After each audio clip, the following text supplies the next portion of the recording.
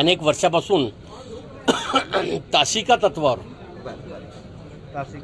तासिका तत्वावर ज्या ज्या ठिकाणी प्रकल्प कार्याअंतर्गत त्यावेळेस त्यांना नियुक्त्या देऊन तात्पुरती व्यवस्था केलेली असेल, परंतु शासकीय आदिवासी आश्रम शाळेमध्ये शिकणारा विद्यार्थी त्यांचा शैक्षणिक दर्जा, शैक्षणिक गुणवत्ता अतिशय उत्तम आणि चांगली राहिली पाहिजे। त्यामुळे तासिका तत्वावर शिकवणारे जे शिक्षक आहे, अंदाजे 1234 त्यांच्यापैकी 400च्या वर आंदोलनकर्त्यांमधले 400च्या वर जे पात्रताधारक शिक्षक आहे, म्हणजे पात्रताधारक पण दोन प्रकार आहेत। डीएड, टीईटी तुम्हाला माहीत आहे, बीएड ते शिक्षण पात्रता माहीत आहे।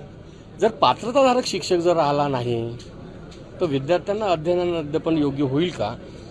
आणि या आंदोलनाच्या माध्यमातून समाजाचं मन चुकीचं बनवण्याची प्रक्रिया जी सुरू आहे, समाजाची दिशाभूल करण्याचा जो प्रकार आहे हे योग्य नाही। मी सर्व आंदोलनकर्त्यांना, आमच्या आदिवासी युवकांना, युवतींना विनंती केलेली आहे की आपण पात्रताधारक व्हावं। शैक्षणिक पात्रता जी ठरवून दिलेली आहे ती आदिवासी विभागानं नवीन कुठलीही शैक्षणिक पात्रता ठरवलेली नाही।